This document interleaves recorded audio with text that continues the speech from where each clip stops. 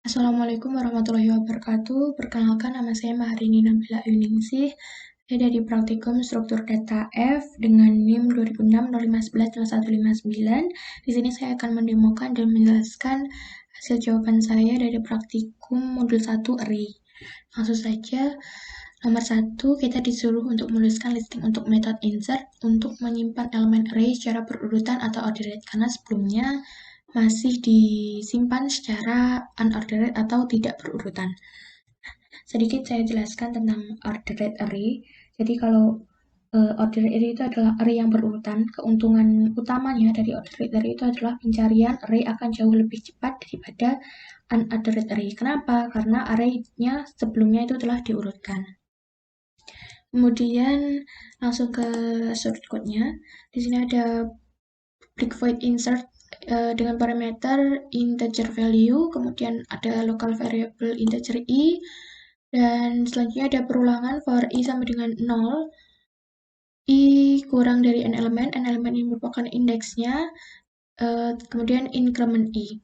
Jika indeks i atau 0 tadi, nilai dari indeks 0 tadi lebih dari value dan bernilai benar, maka dilakukan break atau penghentian perulangan. Selanjutnya akan dilakukan perulangan yang kedua, yaitu integer j sama dengan n elemen atau indeks, j lebih dari i, decrement j, indeks j sama dengan indeks j dikurangi 1, kemudian indeks i sama dengan value, terdapat increment n elemen. Jadi loop ini akan dilakukan berulang kali sampai setiap elemennya mendapatkan perulangan dan hasil ditemukan atau didapatkan. Selanjutnya kita akan coba run file. Nah, jadi kalau di sebelumnya itu nilai dari array-nya belum urut, mulai dari indeks 1 ada 70 dan selanjutnya, nah di menggunakan metode ini array sudah urut dari nilai array yang terendah sampai nilai array yang tertinggi.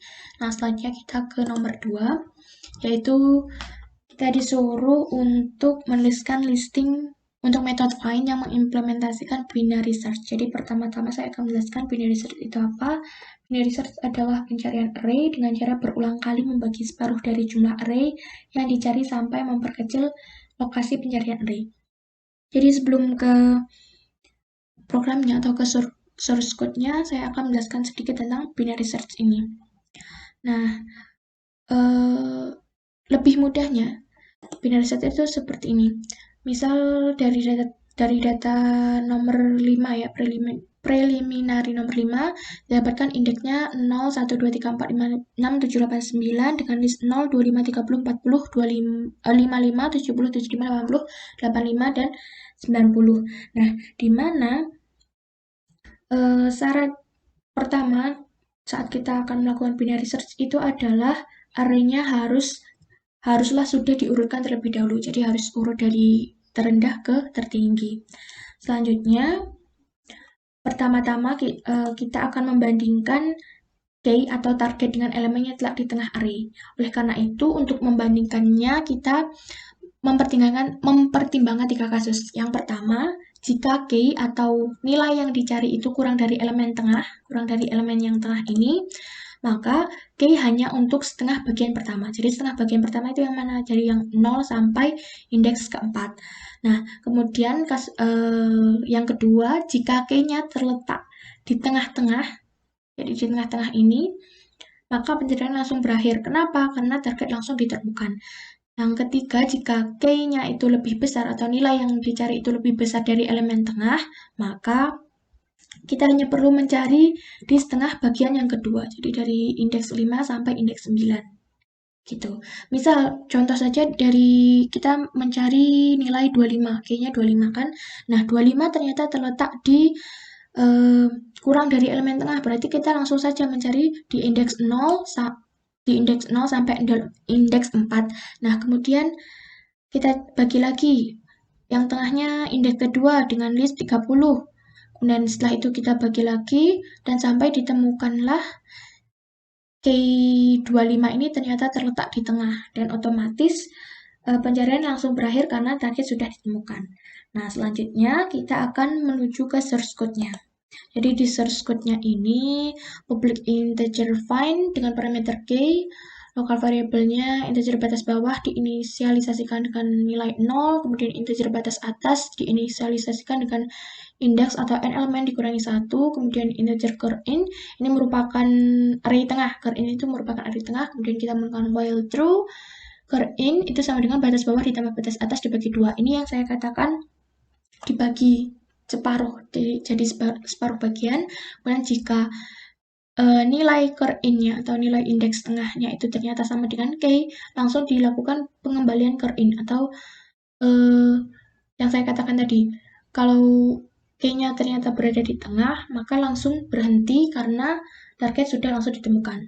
Namun jika tidak, maka jika tidak dan batas bawah lebih dari batas atas, maka dilakukan pengembalian indeks, kemudian dibagi lagi batas atas tambah batas atas dibagi 2. Kemudian jika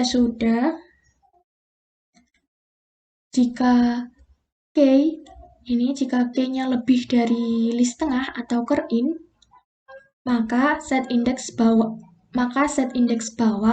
yaitu curIn atau list tengah ditambah dengan 1. Namun jika k-nya itu kurang dari list tengah atau curIn, maka set indeks atas atau batas atas ke tengah itu sama dengan list tengah dikurangi 1. Seperti itu. Coba kita run file. Nah, jadi 25 ditemukan seperti itu. Selanjutnya kita ke nomor praktikum yang ketiga. Di praktikum ketiga ini mengenai storing object. Langsung saja pada listing programnya. Di nomor 3 ini terdapat tiga kelas yaitu kelas mahasiswa, data array, dan data array app. Dimana di kelas mahasiswa ini terdapat